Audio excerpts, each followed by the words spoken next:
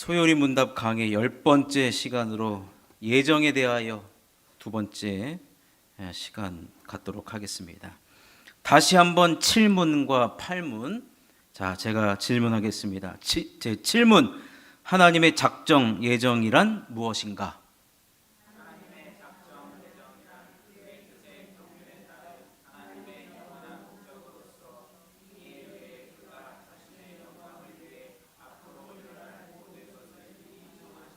제 8문입니다.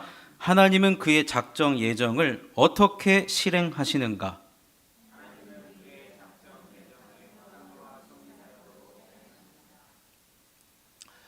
지난 시간에 예정에 대해서 첫 번째로는 어떻게 말씀드렸냐면 하나님의 계획은 완전하고 영원하다는 겁니다. 하나님은 완벽하시죠. 우리 하나님만큼 완벽한 사람이 없다는 것이고, 두 번째, 하나님의 예정은 절대 주권의 섭리에 의해서 시행되고 운행해 가신다는 사실입니다. 절대 주권. 자, 오늘 세 번째와 네 번째를 살펴보겠는데요. 세 번째는 하나님의 예정의 중심은 바로 우리를 하나님의 자녀가 되도록 하심에 있다는 겁니다. 무슨 말이냐? 하나님이 예정하는 중심에는 누가 있느냐? 저와 여러분이 있다는 거예요. 저와 여러분이 있다는 거예요. 여러분, 얼마 전에 7년, 8년 온 우주의 기운이 자기를 돕는다는 사람이 있었어요. 성경의 원리를 알았는지는 모르겠습니다. 표현을 자기 마음대로 해서는 모르겠습니다만은, 여러분, 하나님의 예정의 중심은 바로 하나님의 자녀에 있습니다. 하나님의 자녀인 저와 여러분이 이 예정의 중심에 서 있다는 얘기입니다. 모든 하나님의 예정의 중심과 예정을 실행해 나가는 중심은 그리스도 안에서 우리를 하나님의 자녀가 되도록 선택하고 부르신 데 있다는 거예요. 저와 여러분들을 부르시는데 이 예정에 모든 것을 사용하셨다 해도 과언이 아니라는 거예요. 자, 에베소서 1장 4절과 6절을 읽어보겠습니다. 시작. 곧 창세전에 그리스도 안에서 우리를 택하사 우리로 사랑 안에서 그 앞에 거룩하고 흠이 없게 하시려고 그 기쁘신 뜻대로 우리를 예정하사 예수 그리스도로 말미암아 자기의 아들들이 되게 하셨으니 이는 그가 사랑하시는 자 안에서 우리에게 거저 주시는 바 그의 은혜의 영광을 찬송하게 하려는 것이라. 여러분, 이 내용이 뭡니까? 하나님이 우리를 창세 전에 그리스도 안에서 우리를 택했다는 거예요. 여러분, 창세 전에 이 자리에 계신 분 단 한 사람도 없지 않습니까? 우리가 태어나기도 전에 하나님은 우리를 미리 아시고 하나님의 기쁘신 뜻대로 우리를 예정하사 자기 아들들이 되게 하셨다는 거예요. 자기 자녀가 되게 하셨다는 거예요. 여러분, 이것만큼 여러분 이 말씀만 우리가 중심에 가지고 있잖아요. 그러면은 우리에게 일어나는 어떤 낭망, 또 좌절, 실패, 고난, 그럼 전 다 이겨낼 수 있다고 보여집니다. 우리가 태어나기도 전에 다윗은 우리의 형질이 이루기 전에 우리를 아시고, 어떻게 알아요? 우리를 아시고 우리를 택하셨대요. 자기 자녀 삼으려고. 여러분, 그러니까요, 하나님의 머릿속에는 우리가 그 머릿속을 다 들여다볼 수는 없지만 하나님의 머릿속에는 누가 있느냐? 허규민. 아까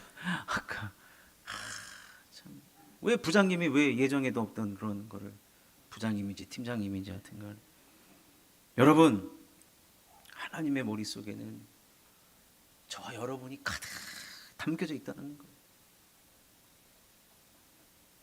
그래서 우리를 그러면 창세 전에 또 형질이 이루기 전에 택하신 이유가 뭐냐면 우리로 사랑 안에서 그 앞에 거룩하고 흠이 없게 하시려고. 지금 우리 주은 자매가 안고 있는 조입니까? 해나입니까? 해나죠. 해나가 태어났는데 얼마나 애지중지 키웁니까? 막 걸어가다가 그냥 이런 데 부딪히라고 가만히 놔둡니까? 그런 부모는 없어요. 뒤에서 다칠까봐 손을 대주기도 하고. 아까 우리 조영숙 권사님이 해나를 안고 있는데 누가 아까 그랬죠? 왜 이렇게 아름다워 보이시냐고. 안는 전문가가 거의 전문가시죠. 전문가인데 그런데 애를 안 키워보신 분들은 애 목이 어떻게 되든지 말든지 가장 안전하게 보호하고 다치지 않도록 그렇게 한단 말이에요. 근데 하나님께서 우리를 택하신 이유는 그 앞에 거룩하고 흠이 없게 하시려고. 내 사랑하는 자녀를 가장 아름다운 모습으로 항상 옆에 두고 싶은 것이 하나님의 마음이라는 거예요. 그렇게 하기 위해서 하나님은 우리를 자녀로 삼기 위해서 창세 전부터 우리를 예정하시고 선택하셨다는 겁니다. 그래서 여러분 이 예정은 결국에는 우리를 택한 교회예요. 우리가 택함 받은 거예요. 그래서 베드로 사도가 성령을 받고 나서 사도행전 2장에서 이렇게 설교를 합니다. 자, 사도행전 2장 38절과 39절을 읽어보겠습니다. 시작. 베드로가 이르되 너희가 회개하여 각각 예수 그리스도의 이름으로 세례를 받고 죄사함을 받으라. 그리하면 성령의 선물을 받으리니 이 약속은 너희와 너희 자녀와 모든 먼데 사람 곧 우리 하나님이 얼마든지 부르시는 자들에게 하신 것이라 하시고. 무슨 말입니까? 하나님이 우리를 부르셨다는 거예요. 하나님이 우리를 부르셨다는 겁니다. 하나님이 우리를 부르신 것은 다 예정하셨다는 거예요. 예정하셨다는 거예요. 여러분, 우리가 선택받은 자예요. 선택받은 자. 그러면 반대로 선택받으면 어떤 사람이 있어요? 선택받지 못한. 이거 이제 신학적 용어로 유기됐다라고 하거든요. 유기. 선택과 유기. 그런데 이 선택도 저는 너무 신비해요. 하나님이 창세전에 우리를 예정하시고 택하셨다가 하는데 어떻게 설명합니까? 저는 오늘도 이 말씀에 좌절합니다. 솔직하게 규민 형제 나 몰라요. 나 여기까지밖에 모릅니다.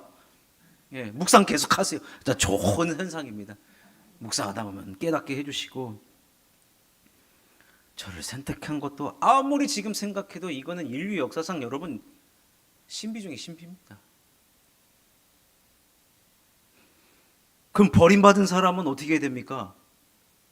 이거에 로마서 말씀이 항상 나오는 게 야곱과 에서 아닙니까?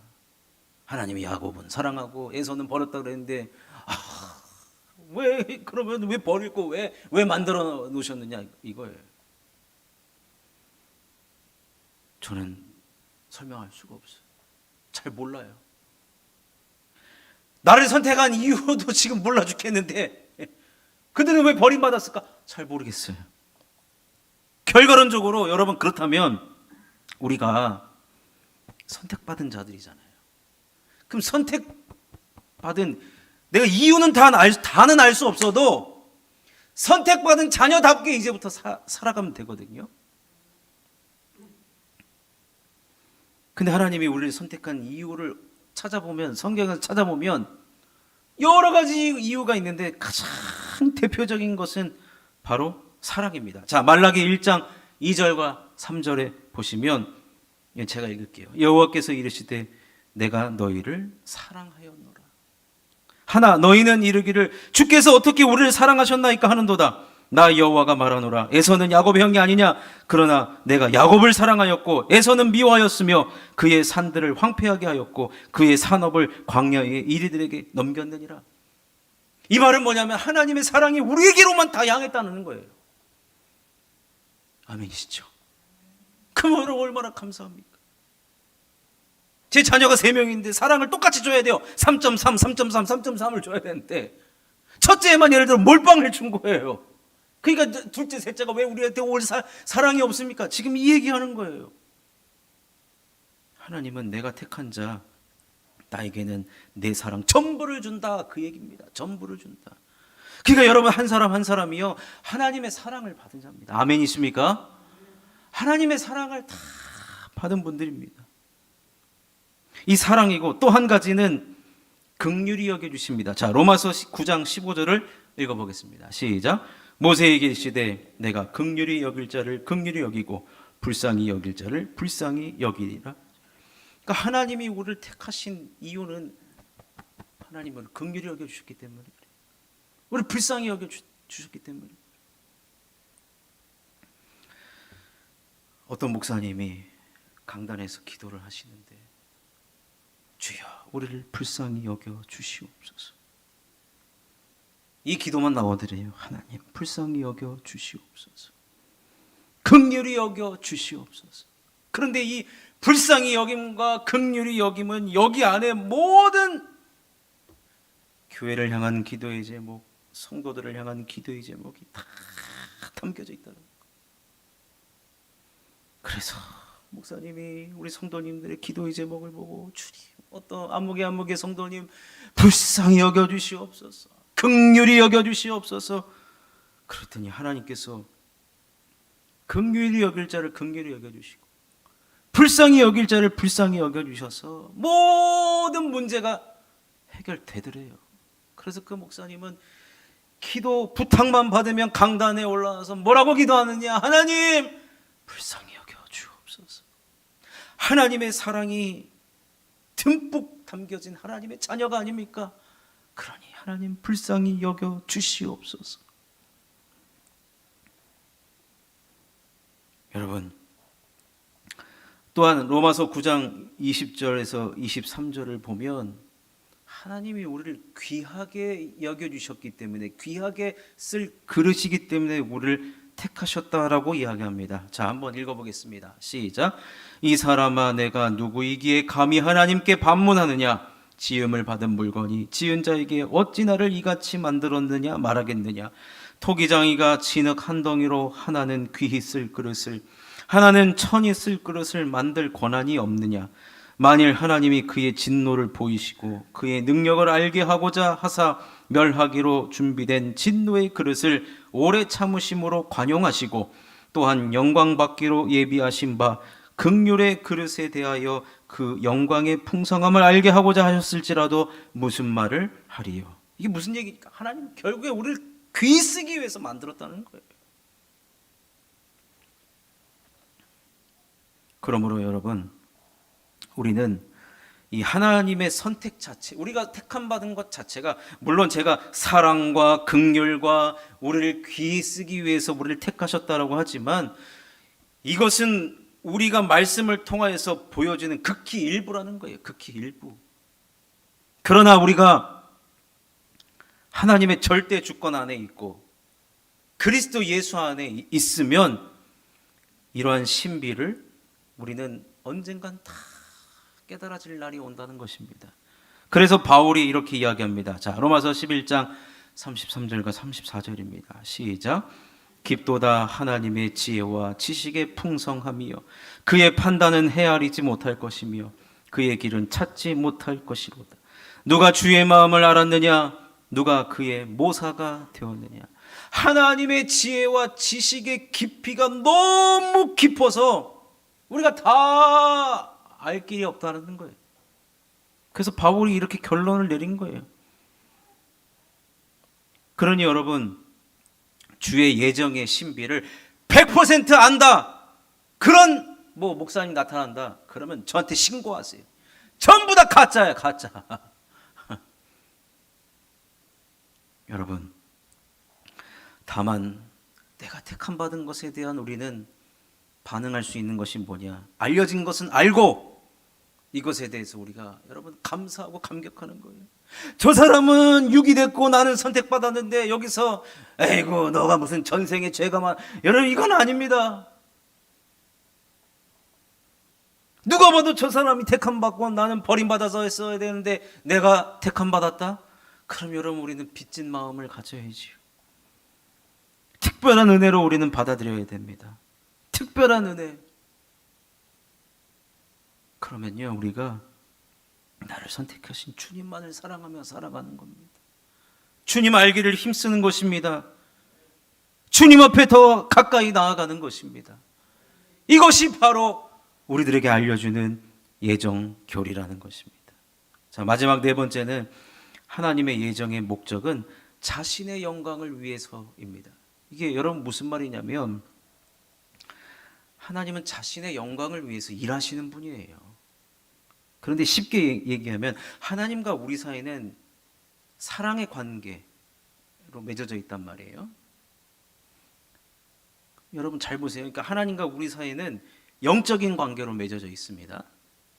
그 말은 뭐냐면 여러분 하나님이 영광을 받으셔서 하나님이 그 영광이 풍성한 상태에 계시면 우리도 덩달아서 그 영광의 풍성함 때문에 풍성한 삶을 누리게 된다는 겁니다. 여러분 쉽게 설명드리면 하나님께 영광을 잘 돌리는 그 사람은요 풍성한 인생을 살아갈 수밖에 없습니다.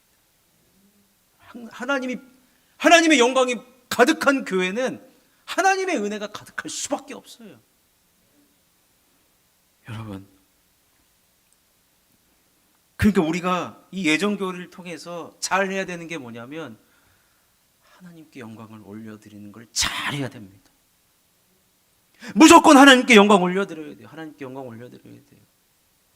제가 요즘에 금요철야 때 하나님의 이름 시리즈 엘 엘리온을 하고 있는데 엘 엘리온 하나님의 첫 번째 특성이 뭐냐면 하나님 자신에게 돌아올 찬송과 영광과 감사를 가로채 가서는 절대로 안 된다는 거예요. 사람이 박수는 누가 받아야 되느냐? 하나님만 받으셔야 된다는 거예요. 그런데 그 박수를 인간인 우리가요 내 잘난 맛에 내가 한 것 마냥 당연히 내가 수고했으니까 노력했으니까 나한테 박수를 쳐야지 그렇게 생각하는데 신앙생활은 그게 아니라는 거예요. 하나님께 영광 올려드려야 하는 것들을 가로채는 인생 여러분 저는 장담할 수 없습니다. 하나님의 예정의 목적이 자신의 영광이라고 한다면 여러분 우리는요 하나님 택함 받은 우리가 제일 잘해야 될 일이 뭐냐? 무조건 하나님께 영광 돌리는 거예요. 하나님 감사합니다. 하나님이 하셨습니다. 하나님만 영광 받으셔야 됩니다. 자, 에베소서 1장 12절과 11절 12절을 읽겠습니다. 시작. 모든 일을 그의 뜻에 결정대로 일하시는 이의 계획을 따라 우리가 예정을 입어 그 안에서 기업이 되었어요. 이는 우리가 그리스도 안에서 전부터 바라던 그의 영광의 찬송이 되게 하려 하심이라. 여러분 우리가 주님 안에서 주님의 기업이 됐어요. 기업이 됐어요 우리가. 이 말은요 여러분 구멍가게 수준이 아니라는 겁니다. 기업입니다. 여러분 삼성전자를 누가 구멍가게라고 합니까? 세계적인 초일류 요즘 삼성이 초일류가 안 나오니까 이렇게 주식도 떨어지고 삼성이 점점 그러는데 옛날에 삼성은 초일류죠. 초일류. 여러분 하나님이 우리를 택한 것은요 우리를 택하셔서 하나님의 기업 구멍가게가 아니라니까요. 하나님이 그만큼 우리들에게 놀라운 은혜를 주시고 복을 주신다는데 그 복을 누가 주셨느냐? 하나님이 주셨기 때문에 그의 영광의 찬송을 하나님께 우리가 올려드려야 한다는 것입니다. 자, 요한계시록 4장 11절을 읽어보겠습니다. 시작. 우리 주 하나님이여 영광과 존귀와 권능을 받으시는 것이 합당하오니 주께서 만물을 지으신지라. 만물이 주의 뜻대로 있었고 또 지으심을 받았나이다 하더라. 보십시오. 하나님께 영광, 존귀, 권능을 올려드리는 것. 여러분, 그런 성도들이 모인 교회가 하나님의 은혜와 복이 충만한 교회가 된다는 것입니다. 로마서 11장 36절을 읽겠습니다. 시작. 이는 만물이 주에게서 나오고 주로 말미암고 주에게로 돌아감이라. 그에게 영광이 세세에 있을지어다. 아멘. 모든 영광이 어디로 향해야 되느냐? 우리 하나님께로 향해야 된다는 것입니다. 그러니 여러분 우리가 가진 육체, 우리가 가진 시간, 우리가 가진 물질, 우리가 가진 그 어떤 것이라도 누구에게 돌려드려야 되느냐? 하나님께 영광이 되어야 된다는 겁니다.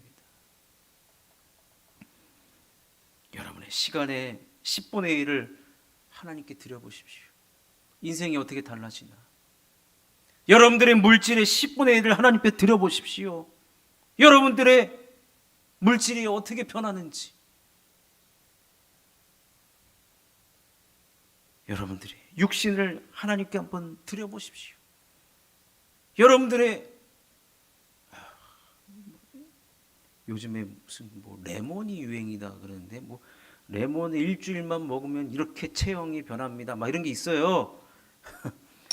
여러분의 육체를 일주일만 11조로 드려보십시오. 여러분 체형이 어떻게 변하는지 한번 실험을 한번 해봤으면 좋겠어요. 저는 시간의 10분의 1을 드리고, 특히 시간의 10분의 1을 드리는 사람들의 삶이 어떻게 하나님께서 인도하시는지 저는 너무나도 똑똑히 봐가지고요, 도전이 되고 실행해보고 따라하고 싶고 그렇습니다. 여러분 어찌됐든지 간에 하나님의 예정의 목적은 자신의 영광을 위해서거든요.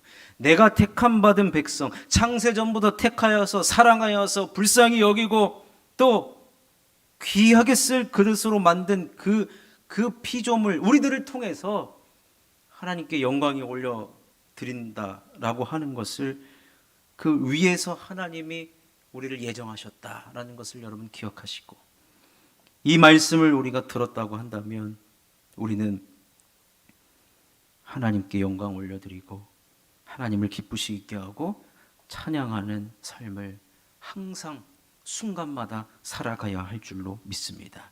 그것이 바로 이 예정의 교리를 들은 우리가 순종해야 될 말씀인 것입니다. 예정은 여기까지만 해야 될 것 같습니다. 제가 머리가 터질 것 같습니다. 부족하신 분은 시중에 있는 서점에 웨스트민스터 해설서가 있습니다. 해설서. 근데 해설서 보면 더 머리 아픕니다. 여기까지만 하시고, 우리 규민 형제도 적당히 묵상하시고 이것 때문에 머리 아플 필요가 없습니다. 여기까지만 아셔도 하나님께서 우리를 더 사랑해 주실 줄로 믿습니다. 기도하겠습니다. 하나님 아버지,